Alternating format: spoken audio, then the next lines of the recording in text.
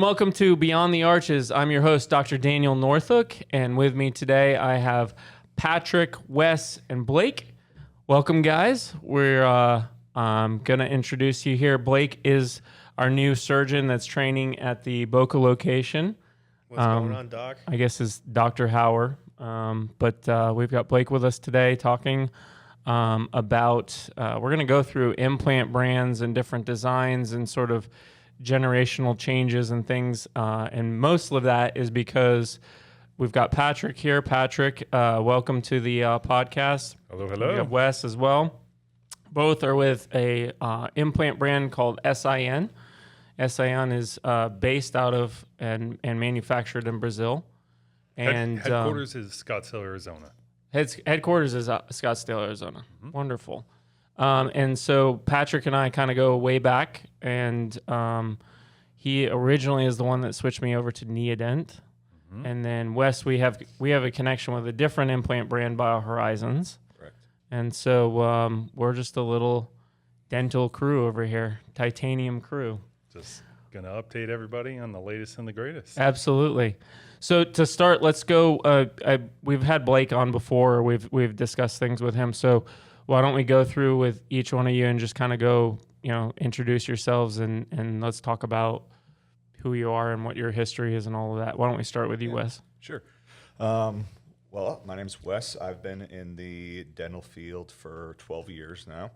8 of those years with BioHorizons, 3 of those years with Neoss, and now here at SIN for 1 year.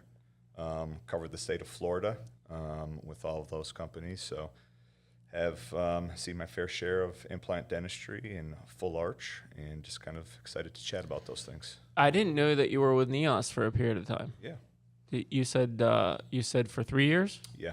Wow. Yep. Interesting. And what was your territory that you covered? My territory was the west coast of Florida. Okay. Yep. Interesting. Yeah. I placed a few Neoss back in the day. Yeah. Awesome. Well, good to have you, Wes. Yeah. Thank you. And Patrick? Yes, indeed. Okay, Patrick Dewey. Been in the business since, 2006? I started as a sales rep in Northern California, covering pretty much the North Bay, Monterey Bay Peninsula, all the way up to even sometimes Walnut Creek, all the way over to the inner parts of California.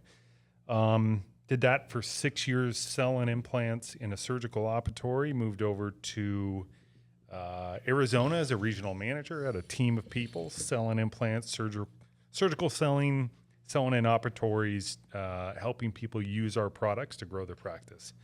I then resigned from Noble Biocare in September 15, 2015 to launch an opportunity, which is Neodent, and that's where you and I ran into each other. I was September 15, 2015, did that until May 29, 2020, where good old Guillaume gave me the hack. It was actually Rob Woolley at the time, but they, as most companies did, a lot of companies got a little bit scared during COVID. Nobody knew what the future looked like. There's some expensive employees and countrywide and actually across the globe. They had to do some major cuts. I was one of those cuts, chose not to come back after an arm was extended months later. I played tennis for a year, burned the non-compete, and then came back. And June 1st, 2021, I launched SIN 360. SIN 360 is basically a company that sells, trains, and supports on full mouth rehabilitation solutions. So CAD/CAM software, milling software. We developed the MicroMapper photogrammetry device in conjunction with Clarinav. We sell milling machines, 3D printers, a full implant line. We've got a full remote anchorage line from pterygoid zygomas, transnasal, root form implants, you name it. So our goal is to live in the world of full mouth rehabilitation or digital implantology. And you've I've always respected you in the field because you're always kind of like the next step ahead, or not even the next step ahead, but you've always been current, right? Or been with the current trend and not in a steer. Sometimes you can get a company that steers you in the wrong direction or is maybe not in the best direction because it's the new product that just fits something else, and they found a guy to sell it to, and then you happen to be that guy and it goes down the wrong direction. Yeah. Everything I've ever done with you has been, back and forth, but it's always advanced me more than any kind of hindrance on me. There's never been, you've never put a product in front of me that has ended up being something that got in my way. Yeah, it's that is your perspective. There is a number of perspectives out there that would say otherwise, and that's okay. But I say that as your perspective because you live in the world of full arch as well. Because of the obvious benefits that you see clinically, from a patient benefit, from a business benefit. There's so many benefits, which we can go down those. But I as well share that same philosophy. I used to say, those people that know me would say, Patrick always says the full arch is where the party's at. That's where the action is. Yeah. Right? Because it is. I mean, it's life-changing for a patient. Huge. You can eliminate, most of these patients are dentally exhausted. They've been through multiple treatments, could be dating back all the way to their childhood. And this is a short-term solution as far as the treatment. In your case, relatively, I mean, you can correct me, but I think it's around 7 days. 7 days. But 7 days of their life, they can completely put this behind them, be done, and have an amazing smile. They can function. They don't have to hide things. They don't have to share, they can share a smile with anybody they want at any point in time, which for years, most of these patients have not been able to do. Or it could be as simple as function. So, so I say that's your lens. There is a few doctors out there and clinicians and practices that don't feel the same way, but that's okay. For example, guided surgery, that's something where I deviated from the corporate path, still do to some degree. So yeah, which is something that we very much share together, for sure. Yeah. And we're getting Blake there as well, and we're working on it. We saw him do a case today, and it looks pretty good. He's great. Far. He's doing great. Wonderful. Exactly. Yeah. And for those of you that are listening that are patients and may not be in the dental industry, may say, well, why do I want to know? Listen to this with an insider. And what's nice is with the perspective of the insiders, what I like to show, or what we're kind of trying to accomplish here, is that there's thought that goes into all of this. It's not all marketing. It's not all, just an implant screw. Or who sells it. There's actually a discussion and a thought and a process behind every piece of the puzzle. There's a reason why we would use an implant. There's a certain thread pattern, which I'm sure we'll talk about a little bit, but there's specific reasons that bring this technology about that isn't just about jumping on the new hot thing. It's an actual change to the industry that provides a benefit either for long-term or ease of use, et cetera. And so I wanted to get you guys on this podcast because you have a good perspective on the way that the world works, but I also wanted to show a little bit of an inside view of how that interaction sort of develops, right? Yeah. And so speaking of like how that interaction develops, how you and I met, I was with an implant company, the BioHorizons that Wes worked with, that we weren't working with each other directly at the time. But at that moment, I thought I was doing pretty well. I did a lot of full arches, and things were going pretty well and successful. And Patrick came and completely changed my life for 7 years or 10 years now. I'm not even sure. I don't remember when we switched, but 2017, somewhere around there. Yeah, maybe 18. That sounds about right. Yeah. And what's cool is you kind of think that you have this world sort of figured out, and you say, well, this is the greatest way, and this is the best screw that we can use. We should probably if there are patients listening, we should probably give them a little bit of philosophy on screws, like the threads. Sure. And why they would be different, because, and just a quick little analogy here is, if somebody's going to go to Home Depot or Ace Hardware and they're going to put a shelf on their wall, and maybe it's a metal shelf, or maybe they're putting on a metal fence post or something, there's different thread types depending on the material. So within dentistry, you've got different thread types that perform ideal in different places of the mouth or bone densities. So if it's really hard dense bone, You're optimizing when you have a smaller thread pattern, less aggressive threads, takes more rotations to go in. Maybe it goes in a little bit slower compared to balsa wood or something really soft. On the other end of the extreme, you have to have some big threads, and there are really big gaps in between the threads. And the implant goes in, it goes down 3 to 4 times as much as a tight thread pattern. So for each rotation. So just to give a little bit of a visual perspective, it's...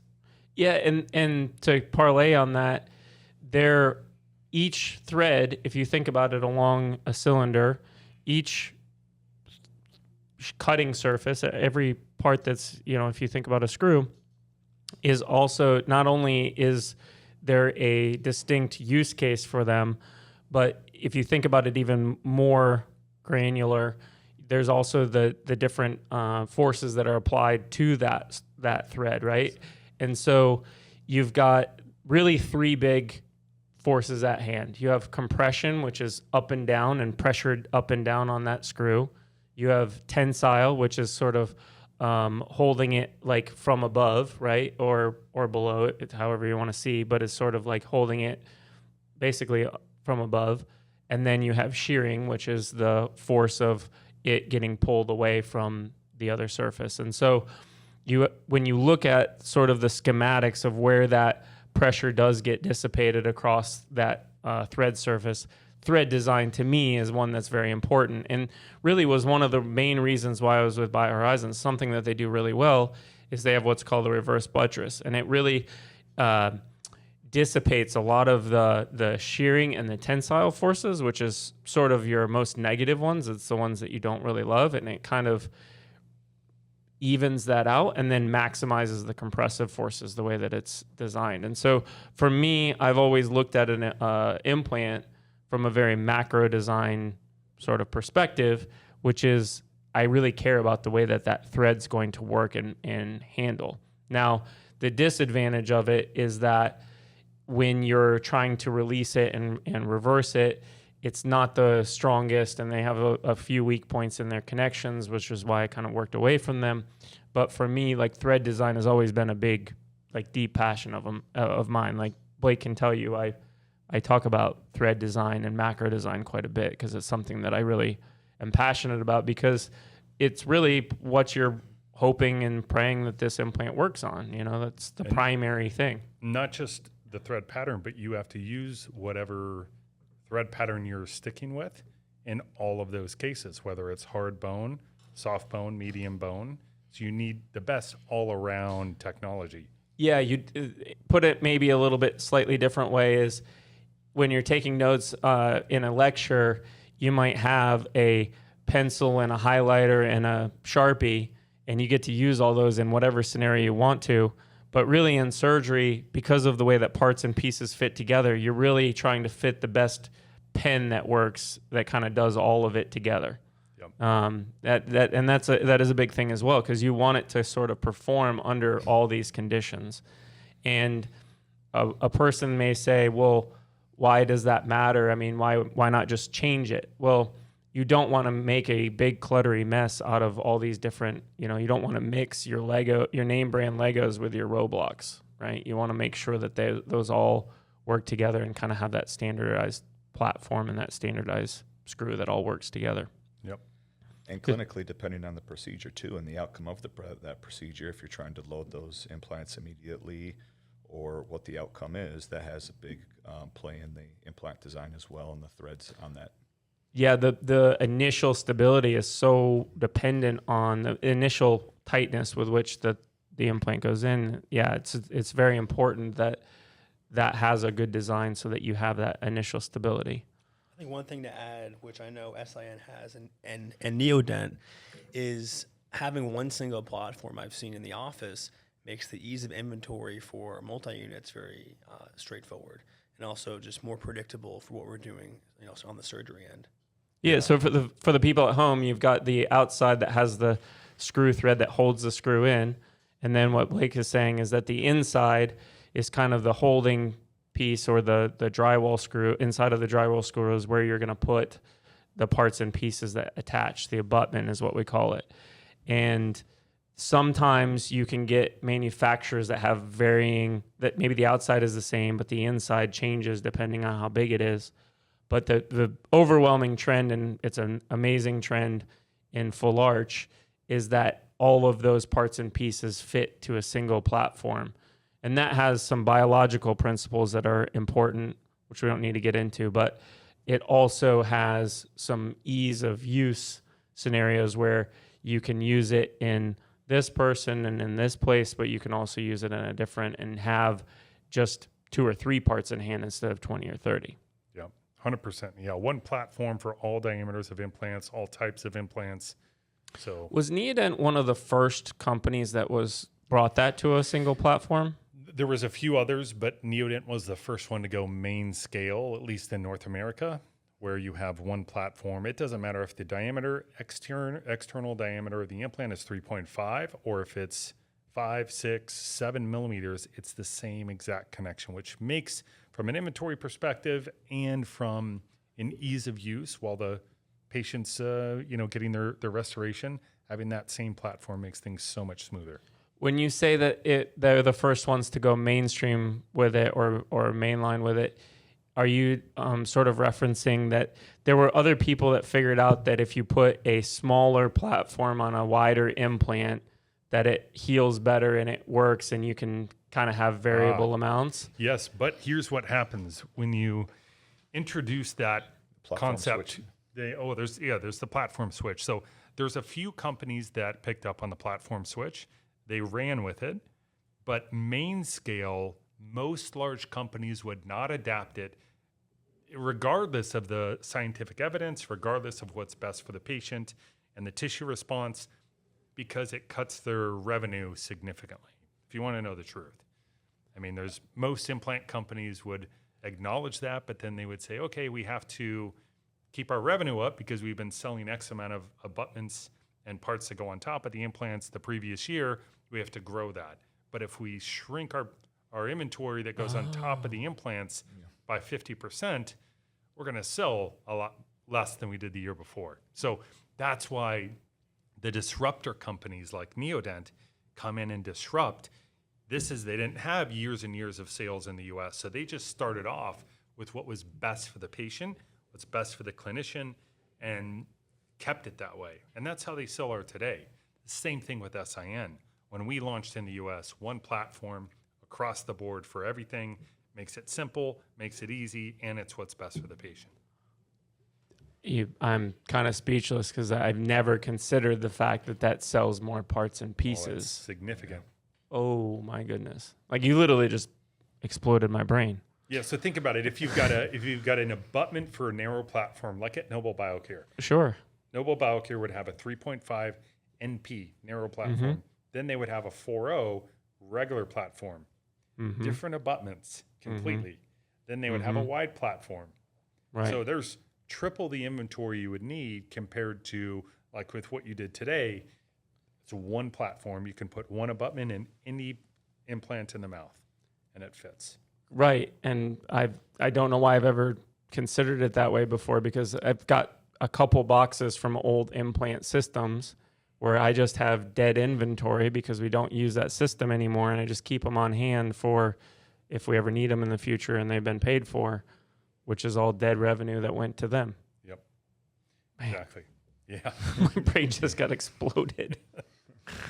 Well, from the now moving forward side, the generally everyone's kind of finally come on board if they're a serious player in the game, because not just the simplicity of only having the one part and piece to fit on, but it also makes it biologically it's better because, for people at home, there's another concept where when you put an implant in and you put that piece in, the abutment, traditionally we were just hoping that it works, talking traditionally like 30 years ago.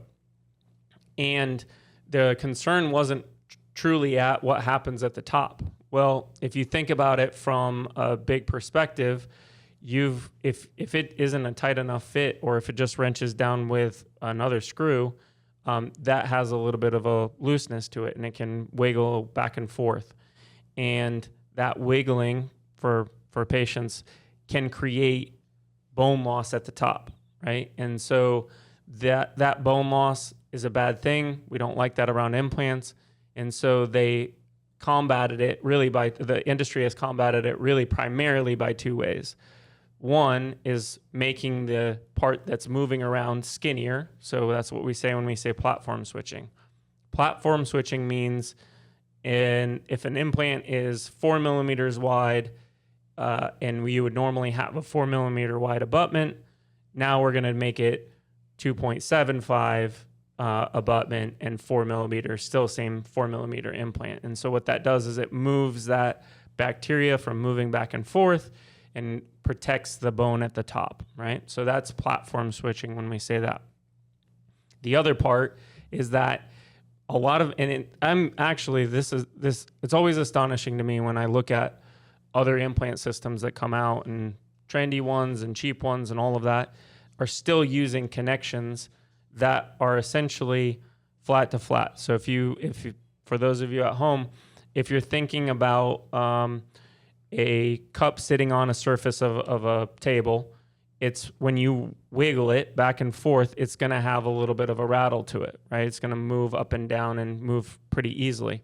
That's that same pump that we were just talking about. You could rock the cup back and forth. Yeah, you can rock it pretty easily back and forth. And one, that leads to breaking because more things rattling in a car is not good. And two, that also creates that bacteria pump that we were just talking about and bone loss as well. As it rocks one way, mucus and bacteria get underneath. And when it rocks the other way, it spews out, goes over the implant on the shoulder, down to the bone, and then the bone starts to run away. Bad day. And what is that phrase they say? You say bone sets the tone, but tissue is the issue? Yep. So the bone runs away, then the tissue runs away, and then a patient's looking in the mirror and they see their implant parts. Yep. And that can be a big problem. And so any good full arch system that I would ever even consider has what's called a conical system. And the conical system is really easy for people to understand because a conical connection is essentially like if you get two cups that are stuck together in the dishwasher. They have this tight, it comes from machining and lathing. It's called a Morse-taper. It's an actual calculation. I don't know what the calculation is offhand, but that perfect conical connection is meant to sort of replicate that tightness that you feel when you're trying to pull that cup outside of a cup. And that limits the amount of that separation, that movement, and reduces the amount of bone loss. So combining the moving on the inside, the platform switching, and the cup inside of a cup concept is why we use the implants that we use. We don't just use any willy-nilly implant. And that was one of the main problems that I always found with other manufacturers who'd say, listen, your screw threads are amazing. I love your people and I love your prototype and your protocol and I love your drills. I love everything about you, but I really need to protect that bone and I need to get a better connection there. And they'd say, wow, good point. And then, nothing ever happens. And it is astounding to me how many implant companies have sort of lagged behind. Now, most of them are coming together and incorporating some sort of conical connection and some sort of platform switching. But a lot of them are sort of retrofitting what they already have and calling it a conical connection because any sort of taper counts as conical, but they're not following the rules that are the cold welding of the cup in the cup. Yep. And that fires me up too because you've got new periodontists going through perio school, and if their director isn't preparing them correctly for accurately looking at and discerning what's going on there, they just hear the word conical, and even dentist to dentist can just get flipped right through because it's not a concept that's really been pushed yet. Yeah, so if you think about it this way, you've got technically, I don't quote me on this, we could probably chat GPT it pretty quick, but from my recollection, anything lower than a 16-degree connection is considered Morse-taper. The two main systems in the market now, SIN and Neodent, those are both 16 degrees, so they're right at the cusp. Anything over that, like the majority of the systems out there are 22-degree conical connection, but they're really short. So they don't technically qualify, and you'll still get the rocking because there may be an internal hex that's actually the butt joint connection, but there's a small area that there's a 22 millimeter or 22 degree connection, and they call that a conical. So exactly, I see what you're saying there. That drives me bananas. The downfall. So let's just give a quick understanding. So you've got the best connection in the world is probably from a biological standpoint, from the body's response, is probably going to be the Bicon system, because it's a 6 degree, right? Mm-hmm. It's almost parallel, and when you fit two machine parts that are almost parallel, they cold fuse together. I mean, you cold weld together. You can't get them apart. So from a biologic perspective, there's no rocking like that cup on the table. There's no bacteria getting in there. The problem is when a patient needs to have a replacement or a repair or take the abutment off, it's almost impossible to get off. And there's no indexing. So if you do get it off and you want to put it back in the same position to put their teeth back on, you're kind of SOL. Yeah, and for people at home, this system is kind of crazy. It's genius because it, like you just said, it works really, really well from a actual, biologics and mechanics standpoint. But this crazy system, do you know Bicon, Blake? These are short, wide implants, like posterior sites. Yeah, and you hammer them in, and then you hammer the abutments in. It's not actually a screw. It's actually just the things that look like a screw on the x-ray just stick straight out. They're fins. And then when that goes in after it's healed, there is no screw that goes on the inside of the implant. So it's just a post inside of a post. It's literally just a cup inside of a cup. And sometimes when they fall out, what Patrick is saying, sometimes when those fall out, like they'll come loose or whatnot from chewing. Some of the instructions that may have changed since then, but like 10 years ago, the instructions were to like tell the patient, if you can get it approximately in that hole, like just take a cotton swab and bite down on it yourself to seat it. Because there's no screw that indexes it. They're going to do the exact same thing. So do they call it like a friction grip? Yes. Yeah, it's very friction. Yeah, it's a friction fit. Yeah. Crazy it's system. It's a cold weld is what it is. It's very popular in like Boston and up in the Northeast, right? It was. I to be honest, I haven't ran into somebody using Bicon in years. So yeah. I've only come across them a couple times in practicality, like in terms of use.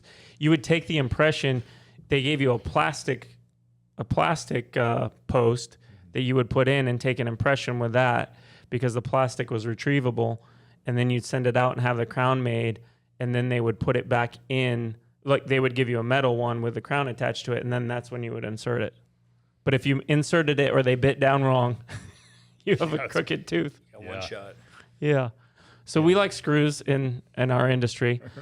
And so walk me back. So let's move away from implants, because and by the way, if you're a patient, Neodent has been amazing in terms of performance and function, and I have loved everything about their macro and micro design and the way that they've worked, and they've been a great partnership for us. But just as a heads up, SIN 360 just came out with a similar implant that kind of has crossed all of the thresholds and the bars of what I like to see in an implant. And so we used it this morning in a surgery. Blake actually, that was the first implants that he's placed in our center, which was kind of cool, because it's kind of funny because we're such a Neodent-based system that he placed SINs to start with. But now we can't go back.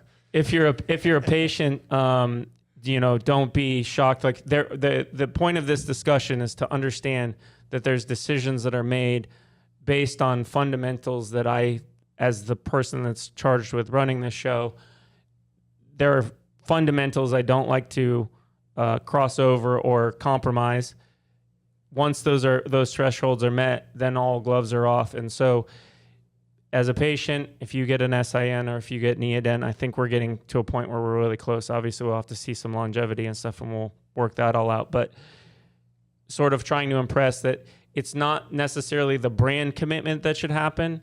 It's the person or the people or the committee that's deciding and working together to say this is the appropriate implant for our patients to get the best clinical outcome. Not just the implants, but you've been in this field, as I have, for quite some time, but it's the implants, it's the workflow, It's the fact that you guys use photogrammetry. I mean, those are the important factors. It's understanding the holistic approach, how to put everything together, and how to eliminate issues for the patient long term. And I think you guys do an exceptional job at that. Thank you.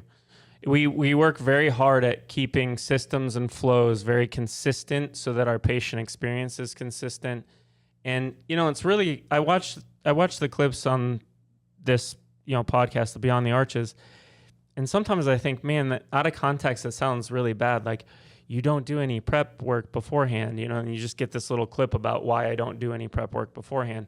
Well, it's not a one size fits all. Like, every patient is unique. Every use case is unique. Everything is very unique to the patient. It's very customized, but getting order and flow in that customization is very important. And it's hard to kind of mix that super custom with super flow chart, right? It's hard to communicate.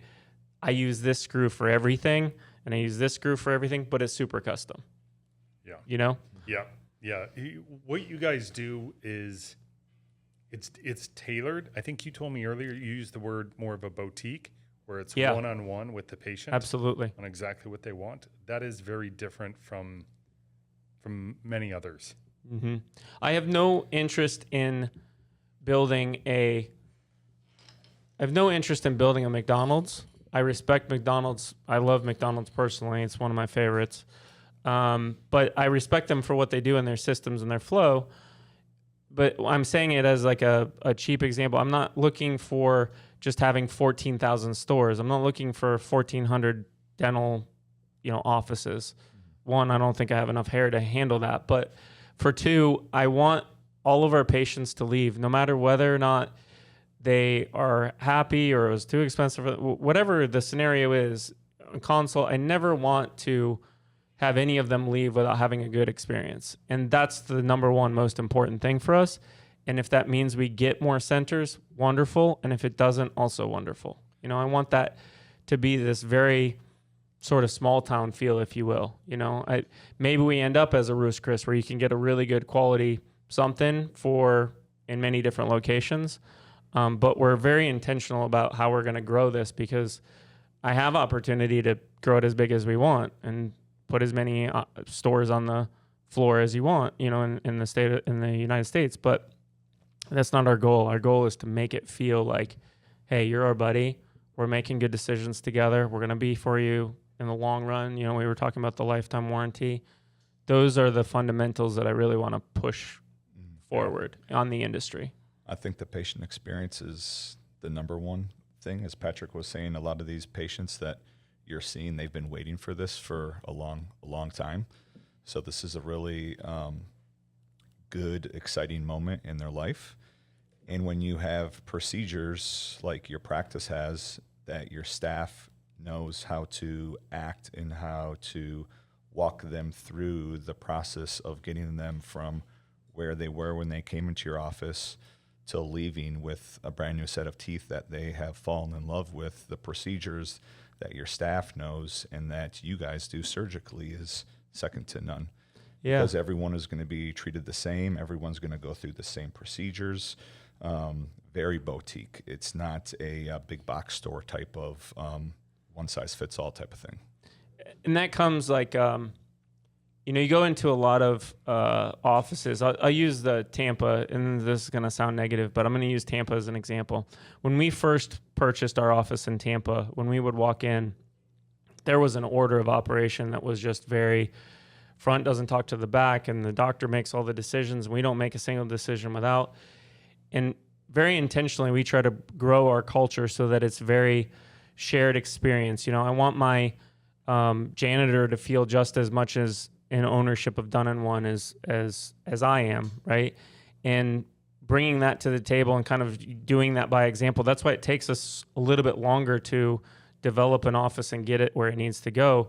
Is because I'm not just looking for an order of flow and people just walk around like robots. I want everyone to have that organic passion, right? And so same thing with Blake.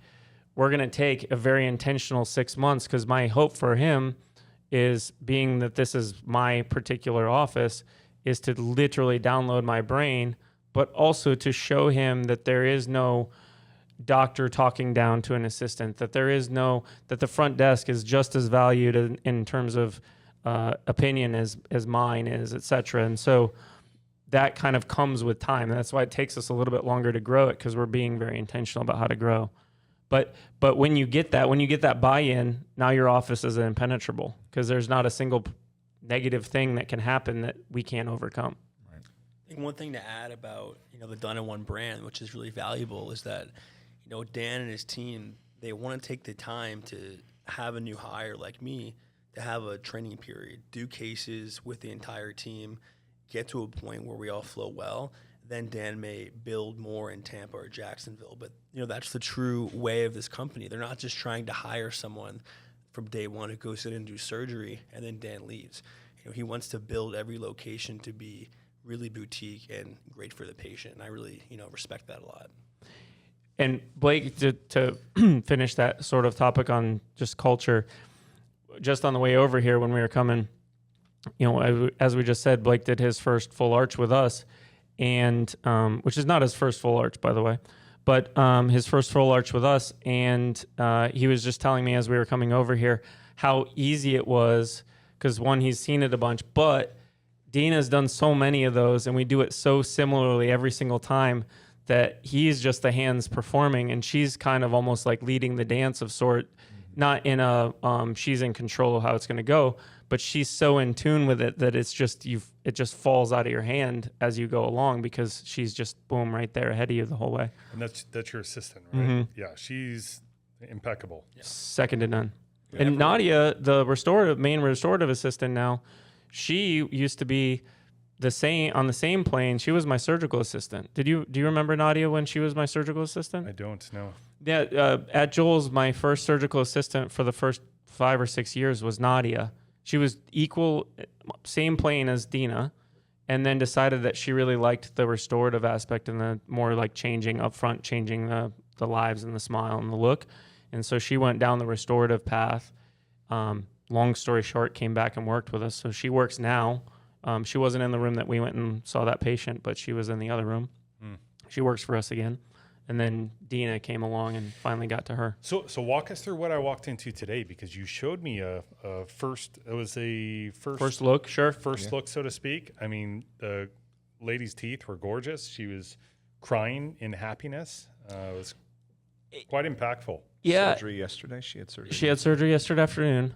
The most notable thing about her, and one of the main, I guess you didn't really know the backstory when I showed her to you, but what's cool is people come in for this all different reasons. I mean, it can be I need to chew, or my wife wanted me to have this and she passed away 5 years from cancer, and I'm ashamed of this, but I have to get this done for her. Or I mean, you name it. You name it. I have a big TV show that's coming up next week, and I've always hated these, and I'm missing all my back teeth. I mean, every reason under the sun. But what's cool about this is a one-size-fits-all, more like patternistic, as we were talking about with the inventory and the implant screw design. Very similarly, it doesn't really matter what the background is. So this lady, she had avoided doing this for years and years and years, and was missing vast majority of her lower teeth. Uppers were just kind of in shambles, and just wasn't willing to go through with anything because she was scared of that step of going from teeth to no teeth, and then no teeth. She was scared of continuing to go with no teeth, right? Because there's no ultimate guarantee. And the whole surgery yesterday, right, Blake? You got this vibe that she was just on edge that it was going to work or not work, right? Mm-hmm. And the point being is that was her deep-seated fear that she had to overcome. And I can't overcome all those fears for everyone, but seeing her kind of get over that is really cool. Oh yeah. Because you're seeing it and it's always obviously like the similar reaction, because we're all human and it's human emotion of relief.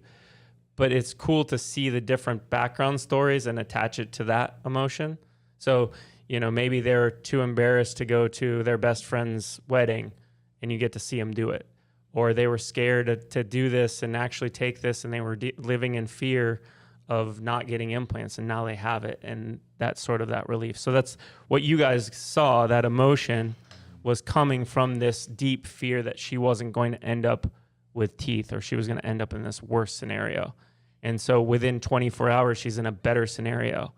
I mean, what's a better feeling in the world? That's my favorite part about being in those surgeries. Yeah. Watching them with their new smile. Actually, like she said today, she hasn't smiled like she was smiling today in years. And now she can go out, have confidence, do many things that, held her back from her true happiness. And it's just, that's my favorite part, is just watching that emotion that's on their face. It brings tears to my eyes when watching it, because it's so life-changing. It is. I just love it. And that's, I won't say that it doesn't have an effect on me anymore, but after doing the, thousands of arches, it's a little bit more like, I'm a little bit more tone deaf to it, right? Because I see it patternistically. And it's not that it doesn't have an effect on me. It's really awesome. But that's my hope with Blake, is that, and I make like a lot of comments, like I'm tired of it. It's not that I'm tired of it. It's that I need to get out of the way to show the next group. I want that to be more people get to experience it, right? And what's really exciting about where we're at now, and this is where we can kind of come back into the tech side. Okay. Is we're at a point where the world's your oyster, right? When I started doing this, it was just better than a hope and a dream that it would go perfect and the patient will leave happy. Right? Is that a fair way to describe it? It's a fair assessment. I would say we knew we were going to get through it back in those days, 2015 to 2018. It's just how big of a team and how long is the day going to be? Yeah, it might be a full day.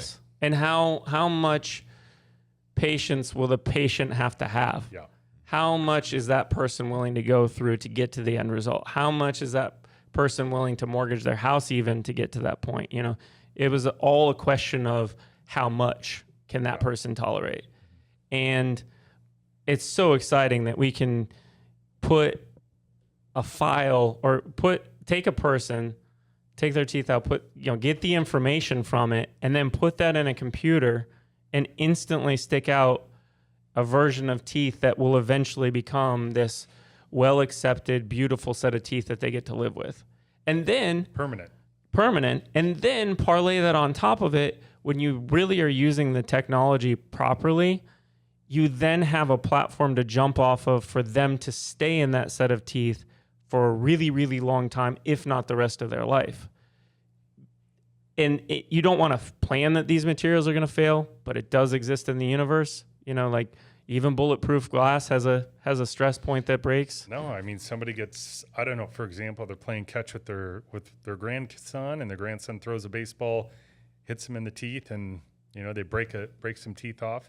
You're going to have to repair those. But with the digital file, what you're talking about, you can 3D print those off within minutes. You can remill it with a CNC milling machine with subtractive manufacturing. There's multiple ways to do it. When you have that digital file, the patient will have for the rest of their life, you can manufacture it in any material you want. That fact gets me up every single day, because we're at the very, very beginning of this, and it's just such a big game changer that really just brings just a ton of opportunity to the world, not just from a cost value, basis for the patient, but for the dentist, and then just a longevity as well. Not only in a big extreme case of an accident, but if a person loses an implant, that's the worst thing that can happen to a full arch patient, right? It's not a cavity, it's not a broken tooth in the front mostly, but it's not anything other than an implant goes bad. That's the number one worst thing that can happen in a hybrid. Well, now if we have the files and the right equipment and the right workflow, you can get them back without it even being this big thing. It's almost even less painful and less inconvenient than a filling. And that, to me, is earth-shattering. That's exciting. That brings me energy and joy to be able to offer that and have that it's going to be there no matter what. And I feel that feeling that you have, that you were just explaining, that comes from the digital workflow and what we can do now in dentistry has opened the doors for clinicians to want to do more of these cases because of those things, because of the ease of them, because it's not a full day procedure, because of the more predictability that it can be, which in the long run is a benefit for the society of patients that need this. So it's a win-win for both the patient and on the clinician side from what the digital workflow and the capabilities of that have done from just wanting to do more full arch cases. Why don't we walk through that? Do you mind? Yeah, real quick though, I'm going to jump in because when you were first working with, you've always been a bring the full end-to-end solution together. Not just when you were with Straumann and Neodent, you weren't just a screw guy and then whatever happens. You had the milling machines, and you've always been a let's get the whole operation all the way around to the table. And so in that note, there was some meeting that we went to. It was when I first had met you. You used to give this talk that was set up on what part of the population needs this procedure and has access to it, right? There's studies on that. And you were the first time I had seen that, because my education was very hybrid deficient. We were into snap-ins, and that's a whole nother couple episodes. But I had started doing hybrids and saw the need and the function in my area. And I thought it was as if we were fishing in a pond that had five fish. And when those 5 fish had gotten caught, whether you had 3 or 2, it was done. But in reality, when you look at the numbers, the pond is so vast and so deep, you can't get to the bottom of it if you try. Competitors come and go, etc.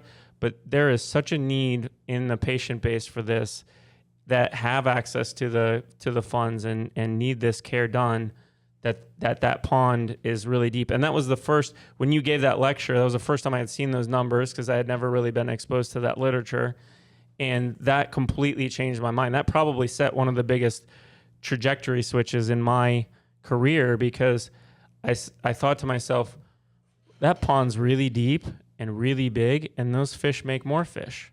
There's more of a need in there than I could possibly get to in 100 lifetimes. And that, just before we get into like the workflow, that was one thing that really changed my mind. Was this isn't just five fish in a pond and we're all fishing for it. So competition comes and goes. They want to come in and they want to train with me. That's fine. There's more of them out there, and that's what really kind of changed my mind, was that lecture. Sorry.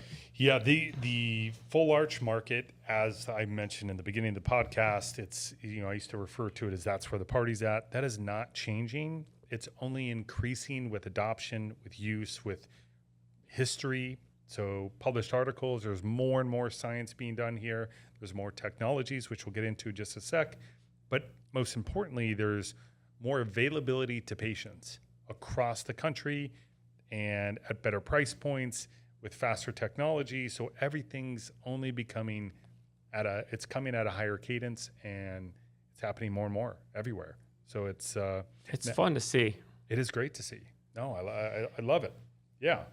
And I love the longevity being there and the available bone, and it's sort of the technology has kept up with where we want it to go pretty well.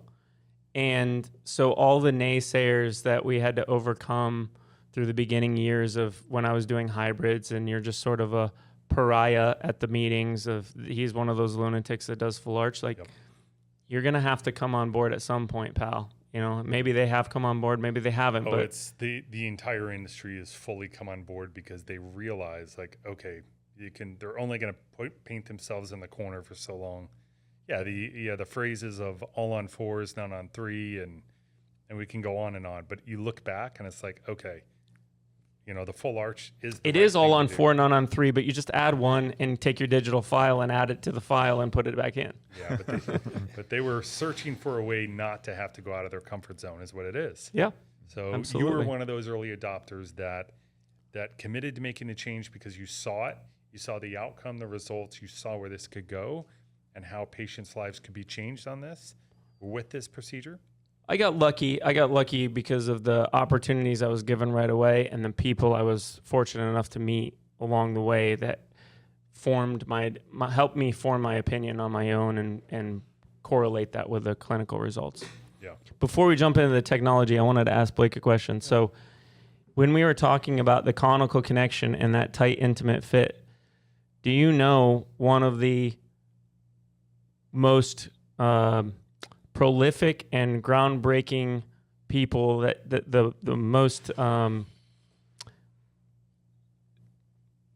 pioneer in the research of that micro gap and the flexure and the use of that conical connection? Do you know that the biggest, not the biggest name, but one of the biggest names in that research?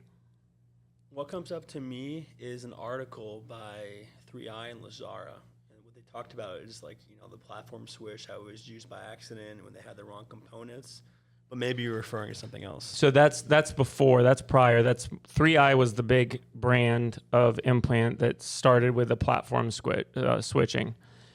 And that, just a side story. When I was at VCU, we did 3i, and we had these platform switched implants. And as a person that didn't know really what an implant screw was and how an abutment worked and all of this, you had colors and sizes. It was the most confusing thing I've ever been through because they would mix the size with the platform, and it was really hard to tell which one was which as you're first learning. Woo. Then they drop encode on top of that. Yeah. You remember that Yes. stuff? Yes. Yeah. So no, really, what I was testing you on is your director, Theo Katusis, was one of the main guys with Ankylos and with Astra to do a lot of that groundbreaking research on the micrograph of the conical connection. Yeah, Ankylos is one of the first in the U.S. to have a true conical connection and a cone Morse connection. They had an 11.5 degree connection. It was a great implant system. It was acquired by Dentsply, and they basically just shut it down. Yeah, that was at the same, just before they bought the Astra brand and kind of brought that under their umbrella. The Ankylos system was a really popular, really good conical connection, but it was very difficult for the restorative dentist. Basically, the implant screw, because it had such a tight connection in the abutment, you could put it really subcrestal, and that's the way that they wanted you to put it, so that it healed right on top of that abutment. And because of the differing depths of that, it made it very difficult to restore.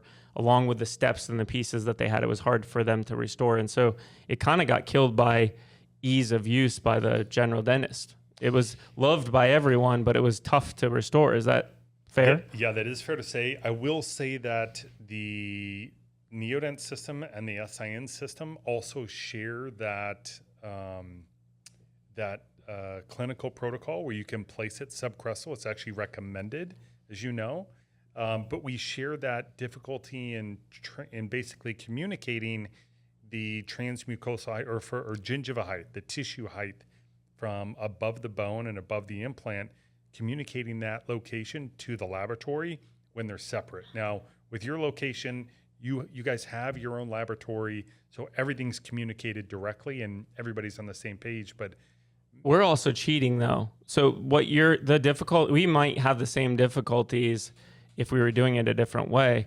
We're cheating because he and I are the ones manipulating the gum tissue to where we want it. And so we're putting all the Legos back while we're seeing everything get built. And so we're building it and altering it the way that we want, versus when you have a case that's healed and underneath the gum tissue, that can be a big headache. And I would tell you that we would struggle at that because it's tough because you don't have any reference point.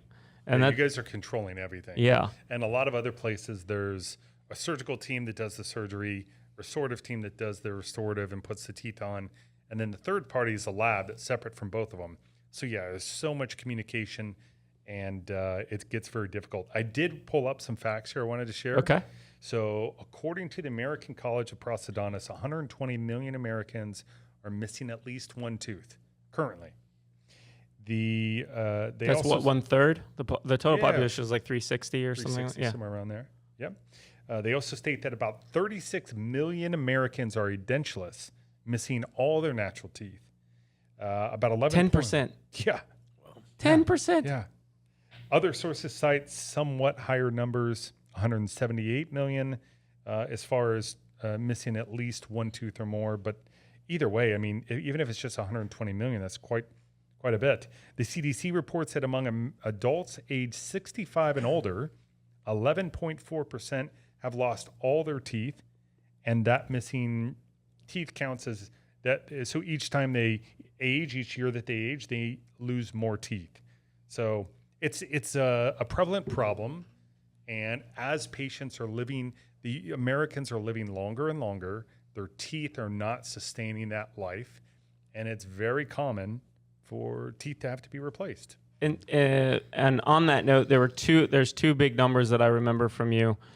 48 million people in the United States have the income level to afford financing and access to the financing, and also at the same time are missing, we'll say 50%. I don't remember that exact number, but it was 48 million currently, or at the time, were in that umbrella of need it and can't afford it too. The other factor that was interesting was if on average, and you definitely presented this in that lecture, 49 arches. There are 49 arches that need to be pitched on full arch or need some sort of full arch type of restoration in your average 2,000 or so patient office.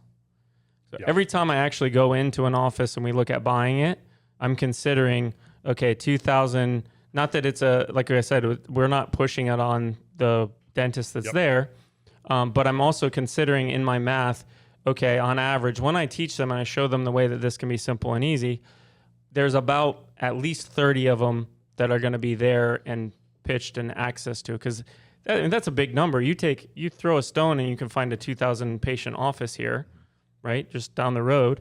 And if there's 49 arches there that haven't heard about it or need some sort of full arch work, that's huge. It is huge, yeah. Whew. And there's still a number that are still on their couch that don't actively go into clinicians or a local dentist to see their, just for cleanings, for routine checkups. They just don't go in. Yeah. So, and a lot of that's just more than the overall aesthetics of everything. It has how much to do with your oral hygiene, has to do with your overall health of your body. oh, yeah. The look, taking care the of it. feel. Yeah.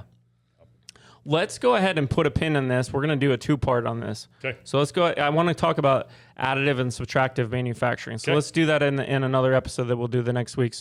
Or we'll do now. But if you're watching or listening, like, subscribe. Appreciate you guys coming on. We'll be right back on with our crew here, and we'll finish up part 2 talking more about technology. But I appreciate you guys coming in and talking today. Thanks, Dan. It was Thank a you. blast. Thanks, Dan. Thank you.